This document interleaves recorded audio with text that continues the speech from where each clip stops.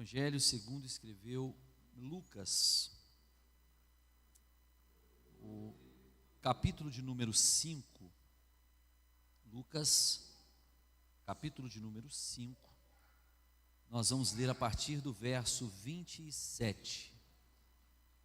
Vocês estão envolvidos em um propósito, né? São 12 casas que Jesus entrou. Que tema bacana, hein, pastor? Vocês estão em que casa já? Já está na quarta? Ah, que legal, que bênção. Belo tema, propósito muito bacana. Enquanto você procura, como disse o pastor Ari, minha família, obrigado, parte da minha família, minha esposa e a minha filha mais nova estão comigo, a Meire e a Lívia. A Thalita está na congregação onde nós congregamos. Hoje ela tem uma agenda lá, uma missão de cuidar das crianças, e por essa razão ela não pôde estar aqui conosco. Eu louvo a Deus pela minha família. Satisfação, como eu disse, rever os irmãos. Muito obrigado pelo convite, pastor, os pastores, né? Querido irmão ali. É Ícaro, não é esse? É Ícaro. Ah, muito bem. Deus abençoe, pastor Gilberto, enfim, a todos os irmãos. É sempre uma honra estar aqui com vocês. Pois bem, queridos, o tema que foi passado para mim está registrado nesse texto, que tem como título a chamada de Levi. Eu quero ler a partir do verso 27 do capítulo 5, escrito por Lucas. Diz assim: depois disso, Jesus saiu e viu um publicano chamado Levi sentado na coletoria e lhe disse: siga-me. Ele se levantou e, deixando tudo, o seguiu. Então lhe ofereceu um grande banquete em sua casa, e era grande o número de publicanos e outras pessoas que estavam com eles à mesa. Os fariseus e seus escribas murmuravam contra os discípulos de Jesus, perguntando: por que vocês comem e bebem com os publicanos e pecadores? Verso 31. Jesus tomou a palavra e disse: os sãos não precisam de médico, e sim os doentes. Verso 32. Não vim chamar justos, e sim pecadores ao arrependimento. Somente até aqui, você pode se assentar. Quero chamar a atenção dos irmãos sobre esse texto.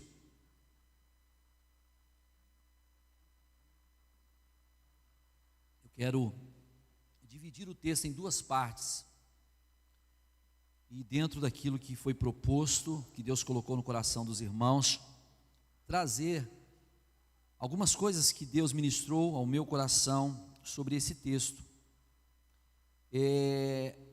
Uma das coisas que todos nós temos consciência e certeza na vida é que a nossa vida ela é feita de escolhas, ela é feita de decisões. E todas as decisões que nós tomamos, elas trazem consigo implicações boas ou não, ou ruins. E alguém chega a dizer que não tomar uma decisão também é uma decisão. Portanto, é sempre bom lembrar que a nossa vida ela é resultado das escolhas que nós fazemos. Há uma máxima que muito se fala lá fora, de que nós somos produto do meio em que vivemos. E é claro que nós consideramos que, de fato, o meio em que vivemos tem um poder de influência sobre nós.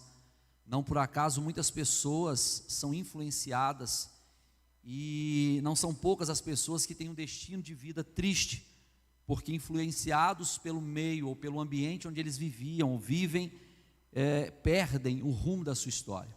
Contudo, quando nós olhamos para a Bíblia, nós percebemos que muito mais do que ser influenciado pelo meio, as escolhas que nós fazemos ao longo da nossa trajetória, elas determinam o nosso futuro e aquilo que nós iremos viver.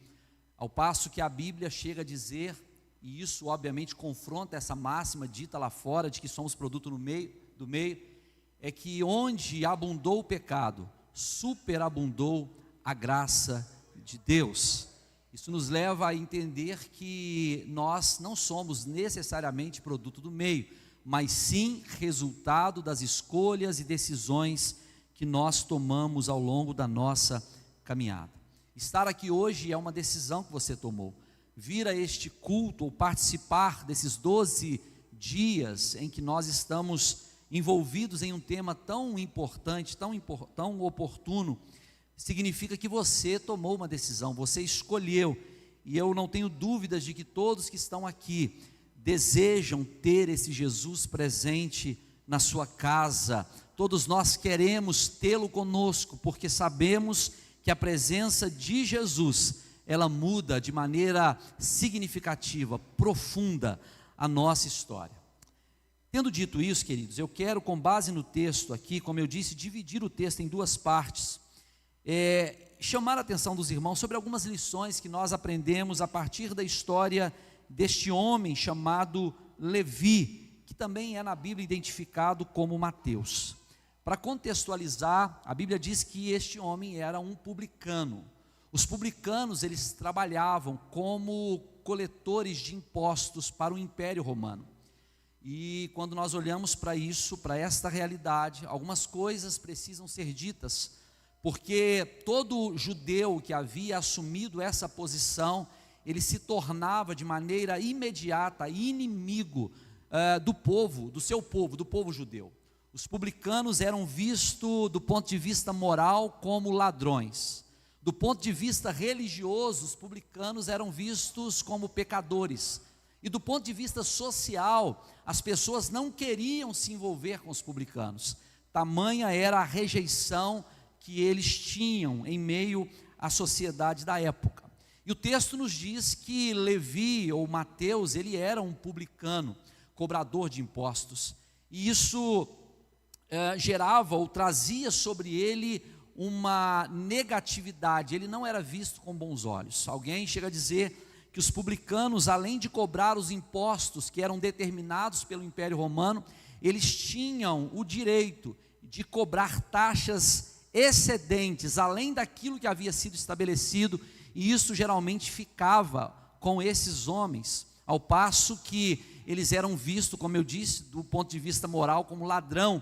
E não por acaso um publicano muito famoso na Bíblia, Zaqueu, ele era, assim como Levi, rejeitado, e as pessoas não queriam de maneira alguma conviver com esses homens. Isso é para a gente entender um pouquinho o cenário. A Bíblia diz que Jesus, ele passa por este local onde Mateus estava trabalhando, cobrando impostos. E ao passar, Jesus olha para Mateus e ele diz: siga-me. A Bíblia diz que imediatamente ele se levanta, largando tudo, e ele começa a seguir Jesus. Isso não é outra coisa que não seja uma decisão, uma escolha tomada por alguém que teve a sua vida transformada pelo poder do Evangelho. Com base nisso que nós lemos, eu quero chamar a sua atenção aqui sobre algumas coisas que nós aprendemos com Mateus. A primeira lição, queridos, que eu quero compartilhar com os irmãos sobre a história desse homem, é que a escolha de seguir Jesus, ela partiu de Levi. Ele foi movido por uma decisão pessoal. O siga-me de Jesus fez com que Levi tomasse uma decisão. Como eu disse, todas as vezes que nós decidimos sobre algo, ou nós nos posicionamos sobre algo, nós também posicionamos a nossa casa sobre aquilo que nós decidimos fazer. E olhando para a vida de Levi, para a vida de Mateus, no verso 28, nós vemos que o chamado de Jesus foi capaz de fazer Mateus tomar uma decisão. E olhando para a Bíblia, nós temos alguns exemplos, e um dos exemplos que eu gosto muito de citar, e que tem tudo a ver com aquilo que vocês estão falando aqui durante essas quartas-feiras, é aquilo que fez Josué, quando ele reúne a nação de Israel, e diante do povo ele se posiciona a respeito da decisão que ele havia tomado, deixando o povo escolher o que eles fariam, mas orientando o povo. Josué lhe diz: olha, vocês precisam tomar uma decisão hoje, vocês precisam fazer uma escolha hoje, vocês precisam se posicionar hoje. Mas ele deixa bem claro, esse posicionamento em relação a vocês, ele não passa por mim, porque a mim cabe tão somente orientá-los. Contudo, eu decido pela minha família. E ele vai dizer: eu e a minha casa serviremos ao Senhor. Não há de maneira clara aqui, ou não há uma informação muito clara sobre qual, ou se houve um diálogo mais profundo, mais extenso entre Levi e Jesus. Mas o que me chama a atenção é que o siga-me de Jesus foi suficientemente capaz de fazer com que um publicano se decidisse mudar a sua trajetória. Queridos, nós precisamos entender que o nosso Deus, Ele tem poder de mudar a nossa história de maneira profunda. Nós não viemos aqui porque as nossas expectativas estão sobre o pregador, ou sobre o pastor da igreja, ou sobre os ministros de louvores. Não, muito pelo contrário. O que nos traz a esse lugar é ouvir a voz do Senhor dizendo para mim e para você: se você quer ter a sua vida transformada, siga-me, venha após mim, coloque a sua vida nas minhas mãos, tome a sua cruz e ande, venha seguir-me. Queridos, olhando para isso aqui, eu aprendo algumas coisas. Eu queria que você entendesse, porque o texto ele é precioso, ainda que pequeno e talvez passe despercebido para tantos de nós. Eu aprendo nesse texto, queridos, que antes de Jesus entrar na nossa casa, Ele quer habitar na nossa vida. Veja que antes de Jesus ir para a casa de Mateus, de entrar na casa de Mateus, Ele tem um encontro com Mateus, e esse encontro faz com que Levi traga Jesus para dentro do seu próprio coração. Portanto, se nós queremos que Jesus visite a nossa casa, antes nós precisaremos que Ele habite em nós. Há uma falsa compreensão sobre o Evangelho, de que Jesus ele vai entrar em todas as casas, em todo o tempo. Até nós não podemos obviamente dizer que Ele não tem vontade de entrar em todas as casas, mas uma coisa é certa: antes dele entrar na minha e na sua casa, Ele quer habitar de maneira verdadeira e completa em nós, dentro de nós. O apóstolo Paulo, escrevendo aos Coríntios, em 1 Coríntios capítulo 3, versos 16 e 17, ele vai dizer: não sabeis vós que vocês são um santuário de Deus, e que o Espírito de Deus habita em vocês? Nós nos encontramos com Ele aqui e levamos Ele conosco para a nossa casa. Quando Zaqueu tem um encontro com Jesus, algo me chama muita atenção.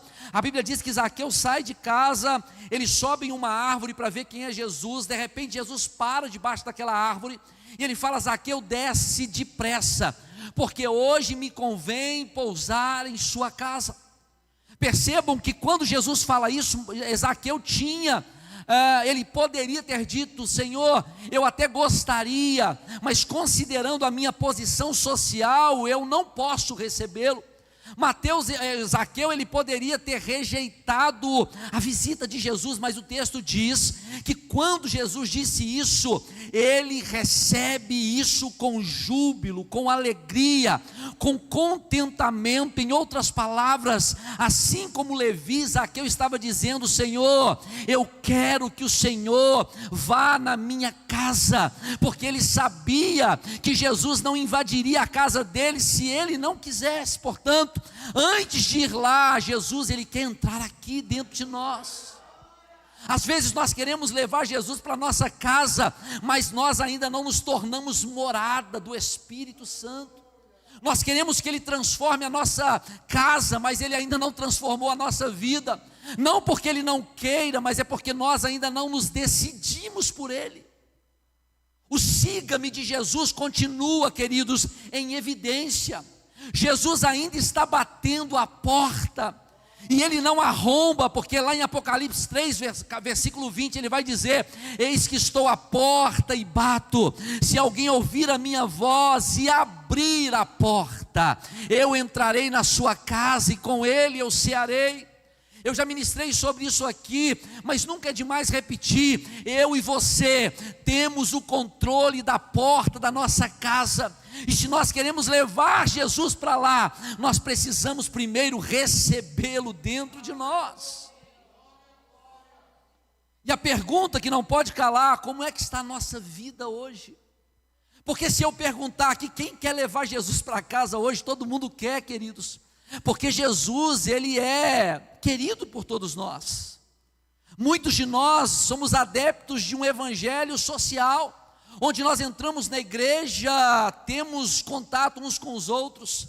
Para muitos a igreja se tornou um ponto de encontro, um lugar como se fosse uma praça, um clube, onde os amigos se encontram.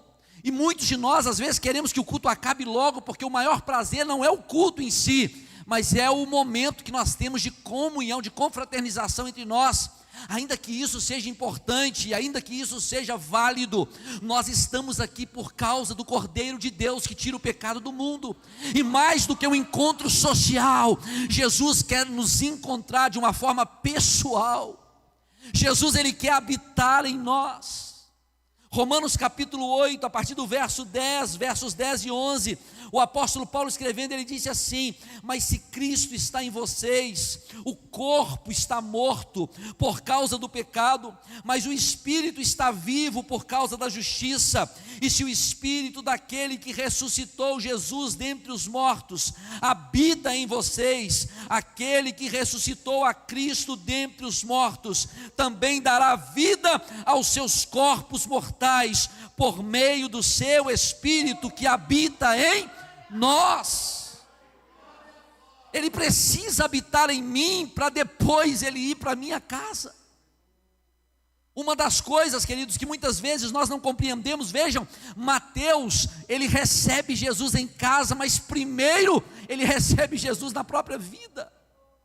Porque se nós não entendermos isso, nós passaremos anos e anos dentro da igreja como espectadores de culto, mas nós nunca seremos verdadeiros adoradores. Porque o evangelho não é sobre um encontro que nós temos às quartas-feiras, mas é sobre um estilo de vida que nós adotamos de maneira frequente, constante, regular. E é exatamente sobre isso que Jesus está dizendo: Mateus, siga-me. Mateus, queridos, ele já tinha obviamente ouvido falar de Jesus. O capítulo 5 começa contando sobre a pesca maravilhosa, uma pesca que foi tão maravilhosa que Pedro olhou para Jesus e disse assim: Senhor, se afaste de mim, porque eu não sou digno de ficar perto do Senhor. Logo à frente, Jesus, ele cura um paralítico que foi trazido e descido por sobre o telhado. Mateus muito provavelmente ouviu falar sobre esse Jesus, e de repente Jesus está passando em um lugar que as pessoas olhavam para Mateus com um olhar de acusação, e diferente das pessoas, Jesus diz: Mateus, siga-me. Há um convite aberto para mim e para você hoje. Jesus quer habitar dentro de nós, porque quando ele habita dentro de nós, queridos, ele transforma a nossa casa. E não é sobre uma casa suntuosa, mas é sobre a presença gloriosa de Jesus. E nós cantamos o hino do Regis Danese: entra na minha casa, e depois ele vai dizer: entra na minha vida. Mas eu preciso inverter a letra e dizer: entra na minha vida, para depois o Senhor entrar na minha casa. Aleluias, aleluias. Deus falava fortemente ao meu coração, e todas as vezes, queridos, que nós nos deparamos com temas como esse, que foram inspirados por Deus e não trazidos de maneira aleatória, muito pelo contrário, há uma direção de Deus sobre isso que está sendo falado aqui às quartas-feiras. E eu não quero com isso chamar a sua atenção somente para que você se alegre aqui, não. Jesus, ele tem um objetivo, o propósito de transformar profundamente a nossa história. E se tem uma coisa que Ele ama transformar, queridos, é a nossa família.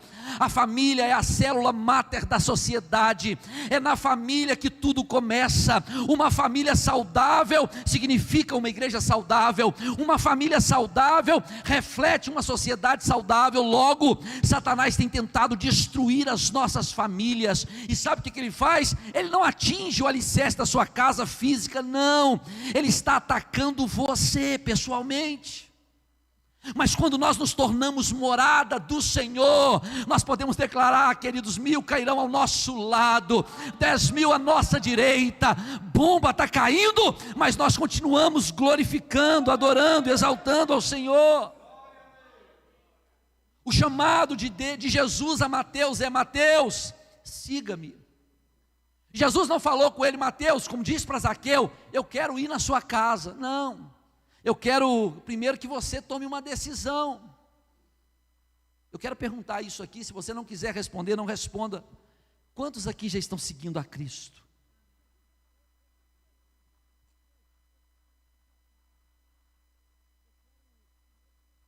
É importante refletirmos sobre isso, porque uma transformação verdadeira, queridos, passa inevitavelmente por um posicionamento verdadeiro.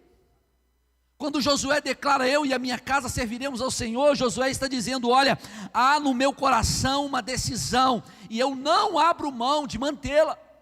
Ele disse: eu e a minha casa serviremos ao Senhor. Portanto, guarde isso no seu coração antes de entrar na nossa casa. Ele quer habitar em nós. A segunda coisa que eu vejo ainda na primeira parte do texto é que a decisão dele, de Levi, não foi uma decisão parcial, mas foi uma decisão total. O verso 28 diz assim: e ele se levantou e deixando tudo, o seguiu. O único evangelista que fala dessa maneira é Lucas. Os outros, o próprio Mateus escrevendo sobre ele mesmo, ele não faz menção, mas Lucas destaca isso. E quando nós olhamos para a realidade de um publicano, irmãos, e eu disse aqui de maneira bem sintetizada, bem resumida, o publicano não era um homem à margem da sociedade, no sentido de não ter recursos, muito pelo contrário. Os publicanos eram ricos, não por acaso eram cobradores de impostos. E a decisão de trabalhar para o Império Romano fazia, ou nos faz entender, que Mateus, ele era um homem materialista. Mateus não abriria mão da sua moral, da sua religiosidade, da sua posição como judeu, para trabalhar para o Império Romano, simplesmente porque ele queria contrariar os seus conhecidos. Não. A decisão de Mateus nos leva a entender que Mateus era alguém materialista. E quando Lucas diz que ele deixa tudo para seguir Jesus, ele estava deixando muita coisa. A Bíblia diz que aonde estiver o seu tesouro, ali estará também o seu. Uma das coisas que nós temos dificuldade, queridos, é de abrir mão de coisas materiais. Porque se nós observarmos, a maioria de nós temos algum apego por coisas materiais. Ontem, ministrando a célula, em uma célula da nossa igreja, nós falávamos um pouco sobre essa questão de renunciar a nós mesmos. E a maioria de nós, porque na teoria isso é muito bonito, mas quando nós precisamos colocar a renúncia na prática, isso nos confronta e mexe muito com o nosso ego. Porque se tem uma coisa que nós somos, é materialistas. Quem aqui deixa de trabalhar, ou melhor, trata o seu trabalho como ele trata a sua vida cristã? Raramente nós faltamos de serviço, porque nós sabemos que aquilo ali de alguma maneira vai nos dar algum retorno. Todos nós queremos uma vida confortável, e não é pecado pensar assim. Mas quando nós olhamos para a história de Mateus, o que nos chama a atenção é que este homem, que estava em uma posição ainda que, como eu disse, desprezado por muitos, Mateus desfrutava de uma vida próspera. E quando Lucas diz que ele deixa tudo, eu repito, não era pouca coisa. A Bíblia nos conta a história de um jovem lá em Marcos capítulo 10, que diferente de Mateus, não foi capaz de abrir mão daquilo que ele tinha para seguir Jesus. E naquele contexto, Jesus está mostrando o quanto nós temos dificuldade de abrir mão daquilo que temos por causa do Evangelho. E agora Lucas está dizendo que este homem, ele abre mão de tudo e ele passa a seguir a Jesus. Por quê, pastor? Porque com Jesus não vale uma decisão parcial.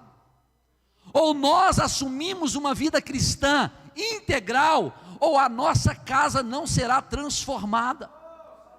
A questão é que nós queremos, queridos, uma transformação completa, mas nós não temos uma entrega completa. Nós queremos uma mudança profunda, mas nós não nos dedicamos profundamente à causa do Evangelho. E talvez isso corte o seu coração, e eu preciso te informar, está cortando o meu. Porque não são poucas as vezes, queridos, que o próprio Deus, Ele vem e de maneira muito profunda me confrontando sobre a maneira como eu estou vivendo. Porque quando eu olho para o Evangelho, é impossível não ficar constrangido com homens como Levi, que abrindo mão de tudo, e não era pouca coisa, decidiram seguir a Cristo. Se Jesus pedisse algo para você hoje, qual seria a sua decisão? Se Jesus dissesse para mim e para você hoje, como Ele disse para Abraão: Abraão, pega o seu filho e leva para o Moriá para sacrificá-lo. Porque é muito romântico e nós tendemos a romantizar o Evangelho, porque nós olhamos para essas histórias e a sensação que nós temos é que isso se restringe a esses homens. Não.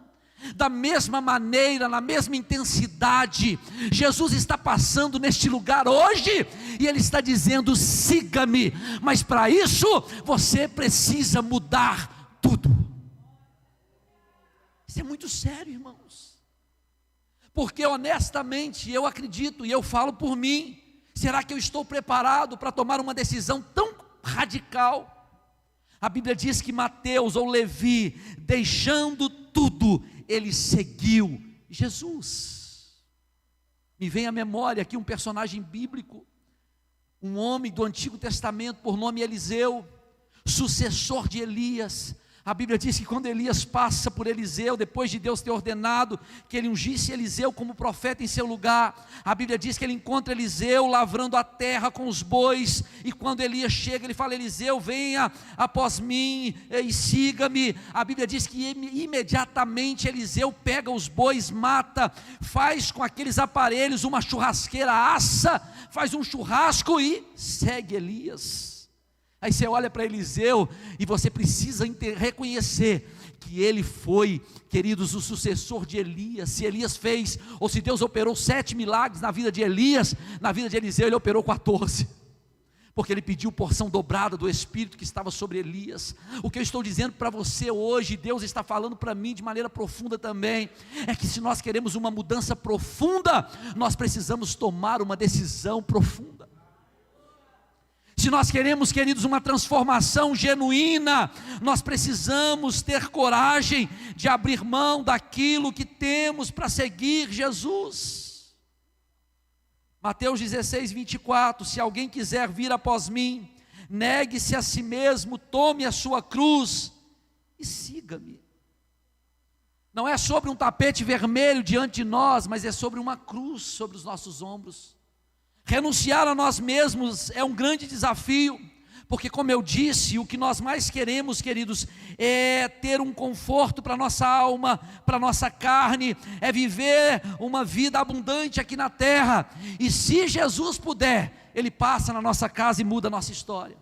Mas agora a Bíblia está dizendo para mim que se eu quero seguir a Cristo de uma maneira verdadeira e ter a minha vida transformada, eu preciso tomar uma decisão integral. Eu quero voltar com vocês aqui no capítulo 5, vocês estão comigo aí, queridos? No capítulo 5, no mesmo capítulo 5, no verso 11, antes de Jesus chamar Mateus ou Levi, olha o que acontece. O texto começa falando sobre a pesca milagrosa, mas no verso 11, Jesus está diante de outros homens, e olha o que diz o verso 11: e arrastando eles os barcos depois da pesca, para a praia. Olha o que a Bíblia vai dizer: deixando tudo, o seguiram. Irmãos, às vezes nós ficamos pensando assim: por que não acontece na nossa geração? Por que nós temos tanta dificuldade de ver o agir de Deus na mesma intensidade que acontecia nos dias da Bíblia, no tempo de Jesus? Alguém vai dizer assim: ah, pastor, é porque Jesus estava aqui. Leia Atos dos Apóstolos, e você vai ver que a igreja primitiva desfrutava de uma comunhão plena, porque eles tiveram coragem de abrir mão de tudo aquilo que estava vinculado a essa terra, para viver exclusivamente para Deus. Se você quer ter a sua casa transformada, há um desafio posto diante de mim e de você. Hoje nós precisamos deixar tudo diante do altar e seguir a Cristo de uma maneira sincera, verdadeira e completa. Porque não é sobre, queridos, uma vida inconstante, não, mas é sobre uma vida constante. Em terceiro lugar, ainda na primeira parte, eu já vou terminar, nós aprendemos ainda no texto, além da decisão, de não ter sido uma decisão parcial, percebam que Jesus, ele não entra em casas de pessoas vazias. Pastor, como assim? Ele não veio para os pecadores, ele não veio salvar os enfermos, como diz o texto. Eu quero que você entenda, quando nós falamos sobre casas de pessoas vazias, são vazias de expectativas, vazias de esperança, vazias de fé, vazias de uma confiança, porque quando Levi decide seguir a Cristo, queridos, ele revela uma expectativa sobre alguém que não tinha nada para te oferecer do ponto de vista material, mas era capaz de transformar a sua vida. Mateus está rompendo com o conforto da terra para viver um confronto com Jesus. Portanto, guarde isso no seu coração: Jesus não entra em casa de pessoas vazias. E eu mostro na Bíblia, 2 Reis capítulo 4, verso 2, uma mulher, a Bíblia diz, uma mulher, a mulher de um dos profetas, vai até a casa de Eliseu, e chegando diante de Eliseu, ela fala: Eliseu, eu vim aqui porque o meu marido morreu, e os credores estão batendo a porta da minha casa para levar os meus filhos como escravo. Eliseu olha para ela e fala: mulher, o que você tem na sua casa? E a resposta da mulher, a primeira resposta é: eu não tenho nada. Mas em seguida ela vai dizer: a não ser um pouco de azeite. E aí Eliseu vai dizer: vai para sua casa, porque o milagre vai começar a partir do pouco de azeite. Em outras palavras, a Bíblia está nos ensinando que Jesus, ele sempre espera algo de nós. Eu não estou dizendo que ele precisa de algo que nós temos, mas ele espera algo de nós. E como eu disse, como é que está a nossa expectativa hoje? Como é que está a nossa fé? Como é que está a nossa esperança hoje, irmãos? Nós precisamos rever o nosso posicionamento, porque a Bíblia afirma de maneira categórica que este Jesus está batendo a nossa porta, e Ele espera encontrar em nós um coração decidido, uma alma inclinada, um espírito propenso a recebê-lo para transformar a nossa realidade. Mateus capítulo 7, verso 8: pois todo aquele que pede, recebe, é uma ação. Todo aquele que busca, encontra, outra ação. E aquele que bate, a porta será aberta. Jesus está à procura de homens e mulheres cheios de expectativa, de esperança, de fé. Talvez a sua história de vida te faz pensar que para você já não há mais esperança, mas estar aqui, queridos, significa que Jesus, ele vai renovar a nossa esperança. Talvez você entrou aqui pensando: para minha casa já não há mais solução. Ei, você precisa renovar a sua expectativa, porque o mesmo Jesus que passou diante de Levi, ele está passando aqui, e nós precisamos acreditar nisso. E há um convite: siga-me, venham após mim. O que você trouxe hoje para esse culto? Ah, pastor, eu ando tão sem expectativa, tão sem esperança. Ei, se ainda há um pouco de azeite aí, Jesus, ele quer multiplicar, ele quer transformar isso. Com Levi, queridos, nós aprendemos lições preciosas de um homem que se tornou habitação do Senhor, um homem que tomou uma decisão total em relação a seguir a Cristo. E um homem que tinha no seu coração uma expectativa, uma esperança, uma fé de que a sua vida seria transformada. Não perca a sua esperança, não perca a sua expectativa, não perca a sua fé. O Deus que prometeu, Ele é fiel para cumprir aquilo que Ele te prometeu. Aleluias. Você quer ter sua casa transformada? Seja a habitação do Senhor. Você quer ter a sua história de vida transformada? Decida de maneira integral sobre Cristo nesta noite. Você quer ter sua vida, sua casa transformada? Pegue esse pouquinho de esperança e coloque diante do Senhor hoje. Diga: Senhor, entra na minha casa, transforma a minha vida, como o Senhor fez na casa desse homem chamado Levi. E eu passo aqui para a última parte, eu encerro. Se no primeiro momento nós aprendemos essas lições, queridos, com Levi, a segunda parte do texto, eu quero voltar aqui para o texto. Vocês estão entendendo o que está sendo pregado, irmãos? A segunda parte do texto diz assim: então, verso 29, então Levi lhe ofereceu um grande banquete. O que é banquete, irmãos?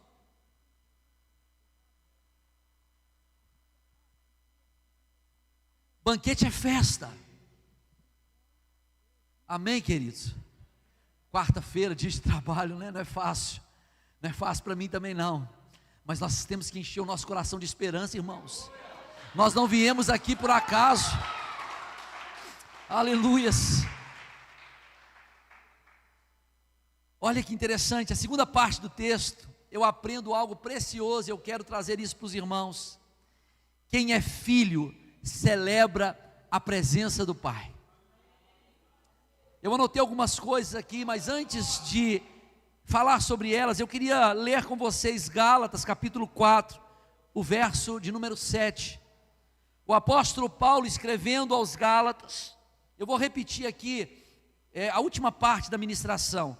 Quem é filho celebra a presença do Pai. A Bíblia diz que a primeira coisa que Levi fez foi dar uma festa, porque Jesus estava na sua casa.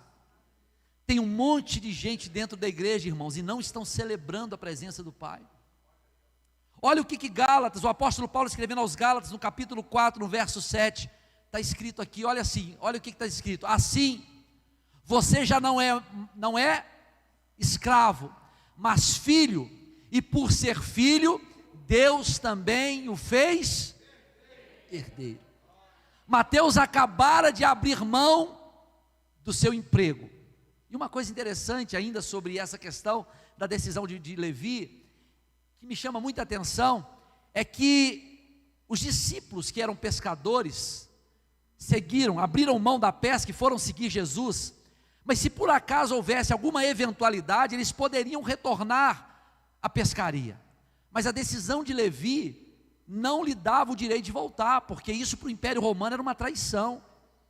Só para vocês entenderem o tamanho do problema, ou o tamanho da decisão que ele tomou. Agora voltamos aqui: assim, você já não é escravo, mas filho, e por ser filho, Deus também o fez herdeiro. Quando eu olho para isso aqui, irmãos, eu preciso ir com os irmãos para Lucas. Eu já vou encerrar, Lucas capítulo, o mesmo Lucas, lá no capítulo 15, Lucas capítulo 15, a partir do verso 32, Jesus está contando, ele vai contar, no capítulo 15, Jesus fala sobre 3 parábolas. Jesus ele fala sobre a ovelha perdida, Jesus fala sobre a dracma perdida, e por fim ele fala sobre o filho pródigo, aquele que se perdeu. Nas 3 parábolas nós vemos que a ovelha perdida, quando encontrada, gerou festa, celebração. A dracma perdida, quando encontrada, foi dada uma festa. A mulher chama as amigas e uma celebração. Há uma celebração. O filho pródigo, quando volta para a casa do pai, o pai dá uma festa. Porque a presença do pai, ela precisa gerar em nós uma postura de celebração, um sentimento de celebração. Mas é interessante observar que Lucas, capítulo 15, a partir do verso 32, ou melhor, a partir do verso 25 até o 32, a Bíblia conta a história, eu não vou ler aqui, depois você lê em casa.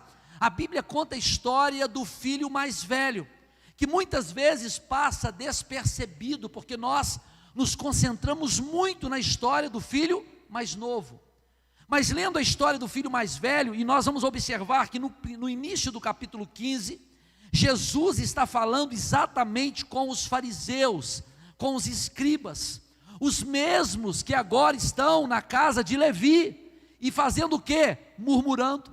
E Jesus, para falar sobre os fariseus e escribas, ele traz o retrato de um filho que está perdido dentro da casa do pai, e que não vivia como filho. Agora Paulo está dizendo que quando nós não temos, ou seja, quando nós não reconhecemos a nossa posição de filhos em Cristo, nós somos escravos. Preste atenção, algumas coisas que eu anotei aqui sobre este filho mais velho, ou o irmão do filho pródigo, e que retrata bem aquilo que está acontecendo. O irmão do filho pródigo, que ele era filho, mas ele vivia com sentimento de escravo. E sabe quem esse filho representa? Exatamente os escribas e fariseus do tempo de Jesus, que estão criticando o banquete de Levi. Agora preste atenção na diferença entre filhos e escravos. Se você quiser, anote: escravos servem por medo, filhos por amor. Escravos trabalham pela subsistência, filhos trabalham pela herança. Escravos têm direito ao pão, filhos têm direito ao pai. Escravos se concentram apenas em dar resultados, filhos em dar prazer ao pai. Escravos murmuram do lado de fora da casa, enquanto os filhos celebram dentro da casa. Aleluias, aleluias. Agora isso traz um certo desconforto, porque quem está dentro da casa, na concepção dos religiosos, eram pecadores, eram homens que não mereciam perdão. E aí Jesus vai dar uma resposta: eu não vim tratar com quem está são, porque médico precisa socorrer os que estão enfermos. A pergunta que não pode calar é quem nós somos nesse ambiente. A religiosidade nos mantém fora da casa, o evangelho nos leva para dentro da casa. Quando nós entendemos isso, irmãos, a nossa mente se expande, e nós passamos a não nos vangloriar porque somos melhores, mas nós reconhecemos que nós não merecemos, mas o Pai está na casa, e portanto há motivo para celebrarmos ao Senhor. Aleluias. Eu queria que você ficasse de pé, eu quero encerrar. Sabe por que nós adoramos, queridos? Porque o nosso Pai está presente. Os religiosos, eles olhavam para Jesus, mas eles não reconheciam a presença de Jesus. Eu e você não merecemos, mas mesmo assim Ele vai para a nossa casa. Eu e você não temos mérito nenhum, mas nem por isso Ele nos despreza. Agora nós precisamos entender que reconhecer a presença do Pai gera em nós um coração de celebração. Não há razão para você ficar triste. Ah, pastor, eu estou cheio de problema para resolver amanhã. Eu também tenho, irmãos. Mas o que nós precisamos entender é que o Pai está na casa, Jesus está na casa. O filho mais novo volta, o pai dá uma festa. Agora o mais velho está dizendo: pai, eu estou com o Senhor há tanto tempo, e o Senhor nunca matou um bezerro. O pai vai dizer: filho, tudo que eu tenho é seu, e você está chorando por algo tão insignificante. Às vezes nós entramos em um ambiente como esse, irmãos, mas nós não nos comportamos como filhos. Eu queria muito que você projetasse aqui novamente Gálatas 4:7. Porque esse sentimento de filho, ele precisa habitar em nós. Porque ele não está falando aqui sobre alguém perfeito. Porque o filho que volta, volta cheio de marcas, mas ele volta. Levi era um homem cheio de marcas, mas ele segue a Jesus. E quando Jesus chega na casa dele, ele celebra a presença de Jesus. A sua casa é um lugar de celebração, ou é um lugar de murmuração? Você está aqui celebrando a presença de Jesus, ou você está murmurando porque já são 9:30 e o pregador ainda não entregou o microfone? O que muda, queridos, é a maneira como nós enxergamos a Cristo. Porque os religiosos também estavam olhando para Jesus, mas eles não reconheciam Jesus como Pai. Ei, o Pai ama o Filho, e Ele tem uma herança reservada para mim e para você. Mateus está celebrando, ele junta um monte de pecadores e ele começa a celebrar, irmãos.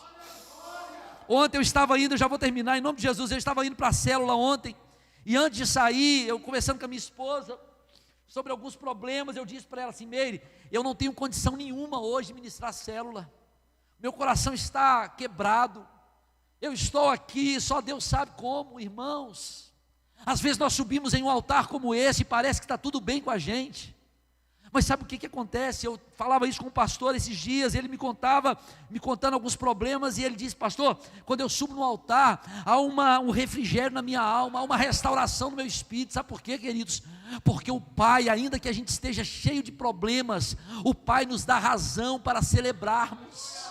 Você precisa celebrar, porque você é filho de Deus. Você precisa adorar, porque você não está numa reunião social, você está em um culto de adoração ao Senhor. Assim você já não é escravo, mas filho, e por ser filho, Deus também o fez herdeiro. O Pai está na casa, e por isso nós precisamos celebrar a presença do amado Jesus.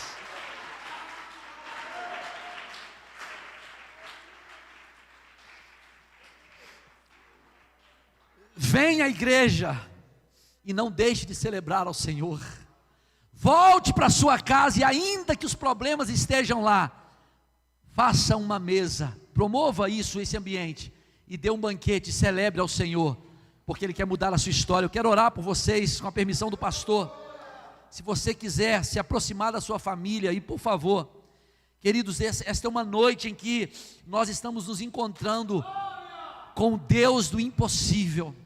Esta é uma noite onde nós estamos tendo contato com alguém que pode mudar de maneira profunda a nossa história.